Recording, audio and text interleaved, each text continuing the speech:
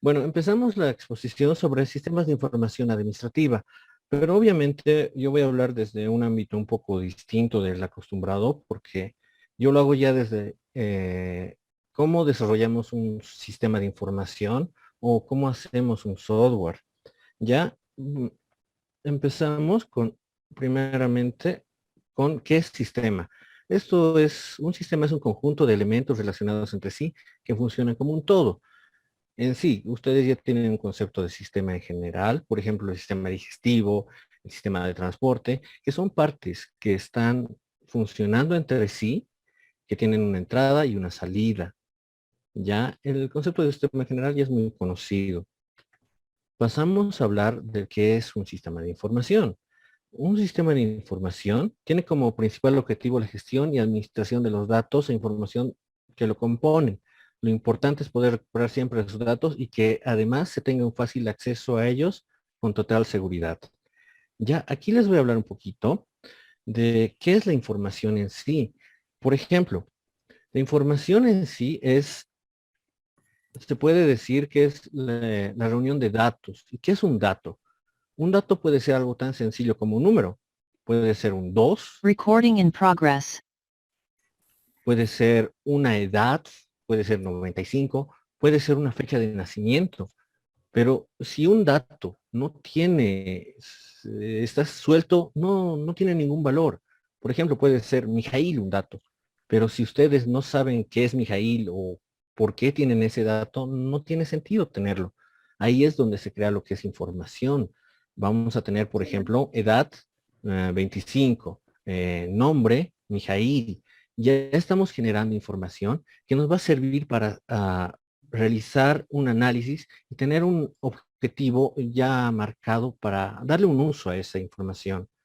Por ejemplo, si ustedes ingresaron alguna vez a Google, Facebook y demás herramientas, son sistemas de información que se encargan de procesar todo eso. Pueden ya manejar su nombre de ustedes, los relacionan a ustedes con otras personas, ya vinculan, por ejemplo, a ustedes con una institución, ya se va generando información de muchas maneras, ¿ya? Y los sistemas de información pueden ser desde pequeños a muy grandes. Un sistema de información muy pequeño puede ser, digamos, de ventas, donde, por ejemplo, vamos a recibir la cantidad de que tenemos en almacenes de un determinado producto, sus precios, todo lo demás. Podemos generar facturas también y pueden llegar a ser sistemas también grandes, enormes, como los que manejan hoy en día nuestra información, como saben ustedes, Facebook, Google y demás sistemas de información que la verdad son muy monstruosos. ¿Ya? Este campo es muy complejo. Reúne, pero otras cosas. Información, como ya les dije, personas y recursos. Los recursos pueden ser de tipo físico o de tipo software. Les detallaré un poquito más adelante esta parte. Ya vamos a hablar del funcionamiento de los sistemas de información. Ah, el funcionamiento de los sistemas de información, este es el más básico que hay, que consta de lo que es entrada de la información, procesamiento de la información, salida de información y almacenamiento. ¿Ya? Ahora, los voy a describir más detalladamente. Vamos a hablar de las entradas. Mm, Les voy a explicar un poquito que las entradas y las salidas son más de interés del usuario. A la gente en común no le interesa cómo funcionan los datos, le interesa que entren correctamente, ay, que entren correctamente, que tengan entradas correctas y que tengan salidas, nada más en cuanto a sistemas de información. Ya no les interesa si, digamos, yo voy a desarrollar un sistema de información que sea complejo en cuanto a datos, sino que las entradas y las salidas les serán lo más importante. Estos tipos de entradas que vamos a tener, por ejemplo, son de tipo formulario. Ustedes ya los conocen a los formularios muy bien. Los formularios mm, da, uh, son ventanas o vistas en las cuales se va ingresando la información de forma manual. Ustedes ya pueden ingresar ahí su nombre, fechas de nacimiento, sexo y su correo electrónico, número celular y demás. Ahora, hay otros tipos de entrada como son los bots. Los bots, estos generan la información, se podría decir, la forma de generar la información, o sea, de recopilar la información más que todo, perdón, mejor dicho, es a través de consultas. Ustedes ya tal vez los vieron en algunos chats que ya manejan algunas empresas, tanto WhatsApp como Facebook, que ustedes ingresan, hola, y ya les preguntan, ya les hacen una consulta de quién es usted, qué solicita, pequeños datos que ya van recopilando la información para que sea procesada posteriormente. Otra entrada de datos muy interesante son de tipo Excel, les voy a decir, pero es más complicado. Esto maneja distintos tipos de extensiones como CSV, XLS, PDF, que son las más conocidas. El XLS es típico de Excel, CSV son datos que están separados por comas y enter, saltos en línea, ¿ya? Y los PDF, que son los documentos comunes y corrientes que manejamos totalmente. Ya, estos son unos más básicos, pero que sirven para ingresar información a un sistema. Obviamente cada uno tiene sus mañas y trucos para ingresar. Como les dije, los formularios son simplemente vistas, los bots les hacen consultas a través de una aplicación, los de tipo Excel y demás hacen una lectura general, o sea, le dan al sistema de información un Excel, lo lee todito sin estar haciendo rellenado manual y ya se incluye en la base de datos, ¿ya? Son interesantes de manejar, pero a la vez pues, tienen que tener mucho cuidado de que la información sea ingresada correctamente en esto de los Excel, porque un pequeño dato no lo vas a poder revisar de un montón de líneas que haya, ¿cierto? Así que sí deben mucho cuidado al momento de manejar este tipo de entrada de datos. Ahora vamos a hablar de las salidas.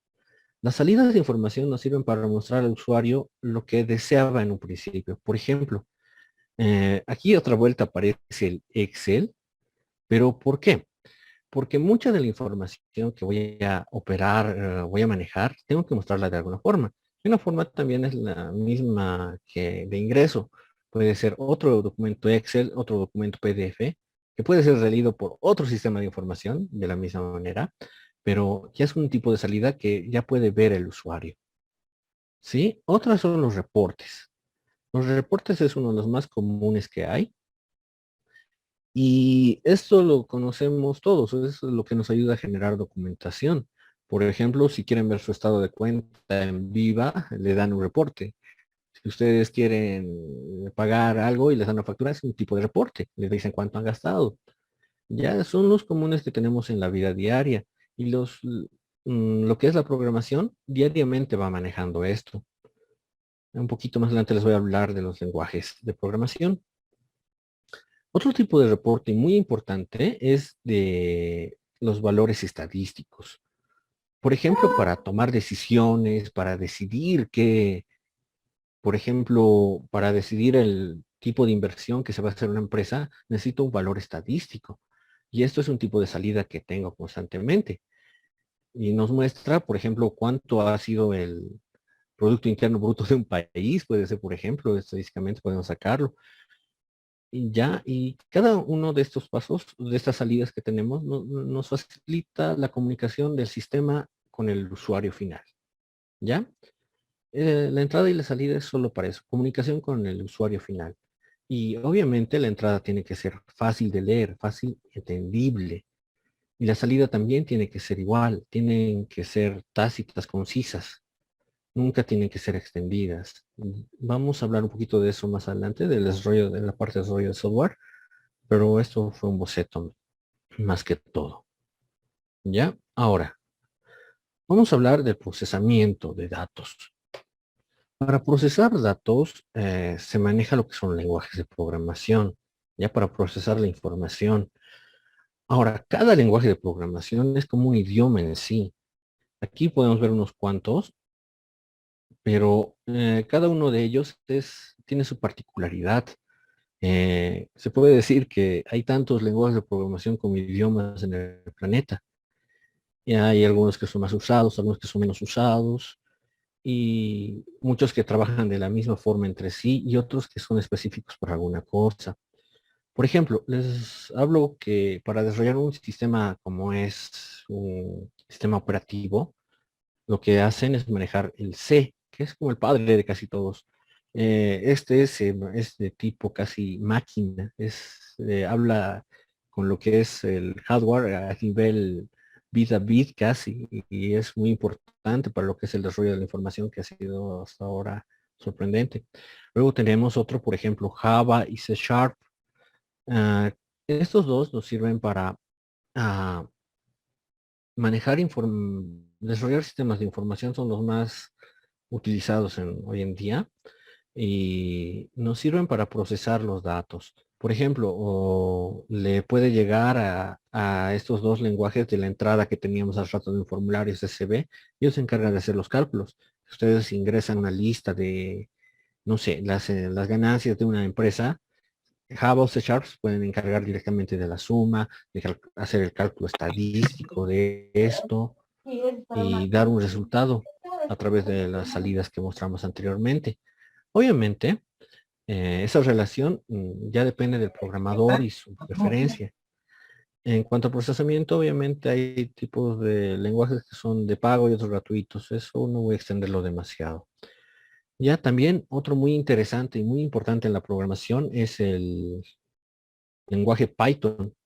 Este lenguaje les puede servir para acá. Se manejó, por ejemplo, en Cambridge Analytics. No sé si lo vieron. Fue un caso que se recuperó información de muchos usuarios y se procesó la información para dar votación para un presidente, para dirigir la votación.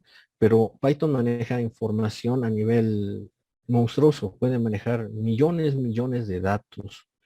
Ya, para no extenderme mucho, cada uno de ellos tiene especialidad.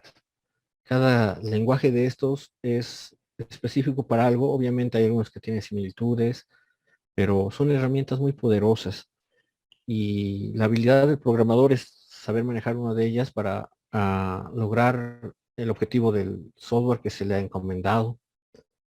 Y ahora hablaremos del almacenamiento de datos. Es muy importante almacenar nuestra información en algún lado. ¿Por qué? Para que sea procesada posteriormente. No puedo hacer información para un momento, para un ratito. Ya, acá les voy a decir, es muy curioso. Por ejemplo, hay aplicaciones de celular que si ustedes han notado que se guarda la información y le vuelven a mostrar posteriormente a ustedes sin necesidad de una conexión a internet.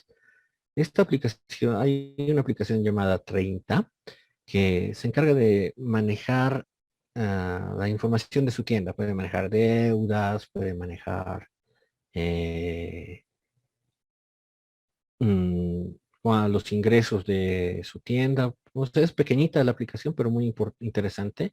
Y está hecho con Java, que es uno de los lenguajes de programación que se utiliza mucho para aplicaciones Android, y SQLite. Ya con esas dos pequeñas herramientas ya se puede hacer aplicaciones que les faciliten a ustedes el manejo de su tienda, por ejemplo. Ahora, si vamos a ir a algo más grande, quiero manejar ya a nivel de mi oficina, digamos, o a mi empresa, solo mi empresa, nada de contacto hacia afuera. Yo utilizo algo un poco más robusto que sería MySQL. Hay otros más, pero es uno de los más manejados. Ya puedo manejar MySQL con C Sharp, por ejemplo. Ya puedo desarrollar un sistema que me permita, por ejemplo, el control de asistencia. Ya puedo hacer un sistema que me permita hacer los cálculos de los ingresos de este año. También, obviamente, el procesamiento nos va a mostrar datos, pero todo lo que se va a guardar en MySQL. Si ustedes, digamos, alguna vez vieron un sistema de un restaurante o algo, se guarda en una base de estas, en MySQL u Oracle, que se encargan de almacenar internamente de la empresa toda la información que tienen. Ya, el almacenamiento es muy importante. Ahora, yendo creciendo un poco más, vamos a hablar de, por ejemplo, vamos a hablar de que MongoDB es una ya base de datos para nivel casi institucional. O sea, si tienes una página web como ah, mm, No sé, a ver, el servicio de impuestos maneja MySQL y MongoDB últimamente con un lenguaje Java. Ya utilizan un servidor interno ellos para manejar la información. Se va almacenando en acá. Ahora, si quieres algo más macro, una aplicación del tamaño de Google, ellos mismos ya tienen su propia plataforma que es Google Cloud, donde ya guardan toda la información que recaban. Ya ellos trabajan con lenguaje, con Angular, de acá ya trabajan, por ejemplo, con Java, con C Sharp, con Python, con PHP, o sea, las, los sistemas de información van agarrando herramientas según las necesidades que haya. Ya, para acabar esta parte, ese sería el cierre, de que las herramientas que se manejan son de acorde al tamaño del problema. Y eso es en todo. Por ejemplo, para una tienda voy a agarrar una herramienta pequeña, la manejo fácilmente y también el personal es pequeño. Ya va creciendo el problema, por ejemplo, un servicio de impuestos nacionales ya necesita más desarrolladores y más recursos. Y así, según el tamaño del sistema de información, ya voy a ir modificando herramientas y personal. Eso sería en cuanto a esta parte. Ahora voy a hablar de lo que es el proceso de desarrollo de software. Esto ya es un poco más interesante. Eh, para desarrollar un software se maneja lo que son los requerimientos, el diseño, el desarrollo, el testeo, el despliegue y el mantenimiento. Ahora, no todo, vamos a empezar por el primer paso, es los requerimientos. Ya, los requerimientos es el qué necesita el usuario final, el interesado de contratar para hacer un sistema de información, un software específico. Ya, en este paso lo considero muy importante porque nos va a demarcar todo el proceso que vamos a tener por delante. Y en estos requerimientos ya ingresa a lo que es los procesos que va a desarrollar la empresa como tal. O que se van a desarrollar, ya tengo que saber el problema que voy a tener, o sea, reúno toda la información necesaria para condensarla y ya tener una perspectiva de cuál va a ser el camino para el desarrollo del software. Ya en esta fase decido cuánto personal voy a designar, eh, también cosas, eso se llaman requerimientos funcionales de, por ejemplo, de qué necesita el usuario. Necesita que sea exacto en cálculos matemáticos. Ya se incluye como requerimiento funcional. Necesita que haya un control de usuarios para que ninguna persona externa ingrese. Ya es otro requerimiento funcional. Necesito que muestre facturas, otro requerimiento funcional. Ya en esta parte se van marcando las necesidades que va a tener mi software. Según eso ya voy a trazar un plan para desarrollarlo. También existen los requerimientos no funcionales, los que ya se van a la forma, por ejemplo, de que sea amigable para el usuario. Por ejemplo, cuando tienes una mala aplicación diseñada feamente, no usas cómodamente y ya, el software ya es desechado por esa foto, por esa vista, se podría decir. Otro requerimiento no funcional sería, por ejemplo, que los colores sean de la institución. Por ejemplo, una empresa como Ferrari maneja todo alrededor de café y verde, que son los colores de su institución, más que todo para darle marca. Ya, esos serían los requerimientos de tipo no funcional y funcional que son necesarios para todo esto. Luego viene el diseño. El diseño de software tiene que participar, al igual que los requerimientos con personal externo, con el usuario final, pero es importante porque nos va a demarcar los procesos que va a tener el software por detrás. Por ejemplo, para el diseño del software como tal, yo puedo ser el mejor de programación, pero si quiero hacer un sistema como el de impuestos nacionales, la verdad no tengo mucho conocimiento de las normas de impuestos, no tengo conocimiento de leyes, así que necesito la colaboración de un experto tanto en las ramas económicas como en las ramas legales. Así que también ya participo con ellos, pero ya me dan una idea, un boceto general de cómo va a funcionar mi software. Y aquí se puede ver exactamente, aquí tenemos actores, Acá tenemos cómo va a ser el ciclo de vida, ya voy armando. Esto según lo que me dice el experto del área. ¿Ya? En todos los softwares que sean pequeños o sean grandes, siempre se tiene una relación con el usuario, con el experto del área, para recopilar información lo más concisa posible. Como programador, la verdad, es extenso el mundo y no puedo saberlo todo, ¿verdad? Ya, ahora pasamos al desarrollo. El desarrollo ya es lo que es puro de la programación, del desarrollo de software, que sería manejo del lenguaje de programación. Ya voy armando mi codificación, ya voy trabajando, como se dice, a picar teclado. Luego viene el testeo. El testeo del software es muy importante. Existen pruebas como por ejemplo las pruebas de caja blanca, caja negra. Las pruebas de caja blanca son las pruebas que van a ver si mi software está haciendo lo que dice que tiene que hacer en el sentido del código. Por ejemplo, si tiene que calcular la cantidad de egresos que ha habido este año, tengo que hacer la prueba de que se ha sumado correctamente. Y lo hago las pruebas hasta que tener una cantidad buena y decir que sí está funcionando. Otra prueba que utilizo es ya en pruebas de caja negra, por ejemplo. Si los datos se están ingresando correctamente. Como les decía, las entradas de los datos tienen que ser válidas y correctas para que la información sea correctamente manejada. Así que lo manejaríamos viendo que los datos de entrada sean de texto, por ejemplo, sean solo texto para un nombre, o los datos de tipo nombre, edad, sean solo números, no podría poner un texto. Esto con el fin de que el manejo de la información que voy a hacer sea el mejor posible. ¿Ya? Luego paso a lo que es el despliegue.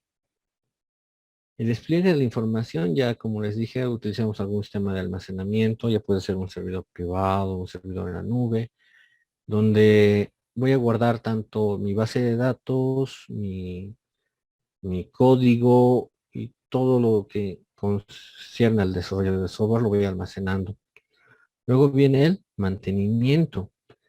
Como les digo, el mantenimiento se puede desarrollar ya por un especialista, o sea, alguien de software, porque puede haber fallas a futuro por un dato que no se ha considerado muy bien en los requerimientos. Por ejemplo, que se tenía que incluir el correo electrónico. Ya el encargado de software se va a encargar de agregar eso en cuanto a las entradas y el manejo de información.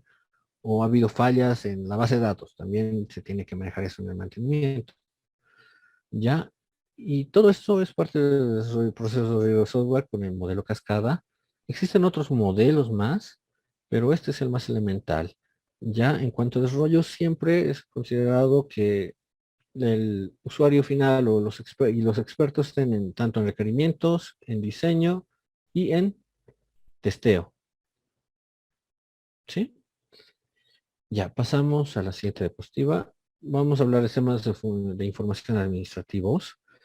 Eh, los sistemas de información administrativos son importantes para las empresas y se encargan de proporcionar información más destacada y relevante que necesita la empresa para la toma de decisiones, valoración de datos para llevar a cabo un plan de acción posterior en base a esta recogida de documentos. Acá los populares son HubSpot, Sendinblue y los CRM. Ya en cuanto a esto, en el fondo los CRM y los sistemas de información administrativos son sistemas de información básicos, o sea, son una extensión de los sistemas de información y se desarrollan de la misma forma que les mencioné, igual con la caída en cascada, se hace requerimientos, diseño, todos estos pasos involucran igual a que un sistema de información administrativo. También tienen por detrás un procesamiento con algún lenguaje y almacenamiento. Es exactamente lo mismo. Pero ¿qué cambiaría a comparación de un sistema de información común? O sea, ¿qué lo hace más extenso? Que es específico para la administración de una empresa. Ya, para la toma de decisiones, por ejemplo, podemos manejar, no sé, métodos simplex. Y algo que nos ayudaría, un sistema que nos ayudaría sería el Simplex PHP, que nos ayuda a desarrollar más fácilmente con todas sus holguras, con demás, en un solo paso. O si tenemos un de toma de decisiones estadístico, no me acuerdo el nombrecito. También los software por detrás ya están trabajando para que funcione el CRM. Un poco más extenso, ustedes ya conocen el ERP, los ERP, que son ya monstruosas máquinas que nos ayudan a administrar empresas ya de tamaño grande, que tienen, que tienen recursos, ventas, servicios, Big Data, gestión financiera, o sea que trabajan con todo lo que es la empresa. Es una reunión de sistemas de información pequeños en un sistema de información más grande que nos ayudará a manejar nuestra empresa de la mejor forma posible, la forma óptima, que nos lleve a ganancias. Ya, ahora para culminar con esta presentación, les voy a hablar un poquito de las aplicaciones. ¿Ya? Por ejemplo, aquí me salté. Estamos hablando de un sistema de asistencia o de control de personal. ¿Sí? Ustedes conocen lo que son el terror de todo administrativo, que es el sistema de marcado biométrico. Este sistema de marcado biométrico se conecta con lo que es un lenguaje de programación que puede ser C Sharp y nos genera documentación. Ahora, en este paso de acá a acá, o sea, de cambiar de